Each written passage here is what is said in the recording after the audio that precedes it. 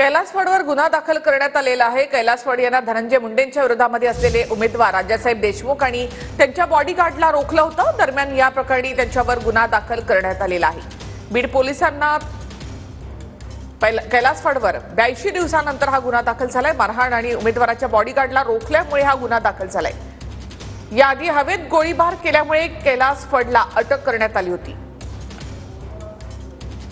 परळीत धनंजय मुंडेंविरोधात शरद पवार गटाचे राजेसाहेब देशमुख उमेदवार होते। मतदानाच्या दिवशी राजेसाहेब देशमुख बॉडीगार्डसह एका मतदान केंद्रावर गेले होते। याच वेळी कैलास फड यानं राजेसाहेब देशमुख आणि त्यांच्या बॉडीगार्डला रोखलं।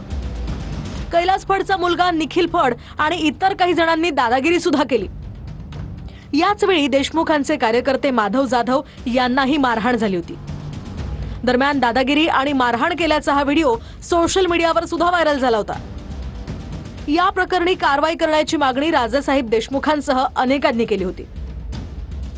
अखेर 3 महिन्यांनंतर कैलास फड, त्याचा मुलगा आणि इतर 5 जणांविरुद्ध गुन्हा दाखल झाला। याआधी हवेत गोळीबार केल्याप्रकरणी कैलास फडला अटकही झाली होती।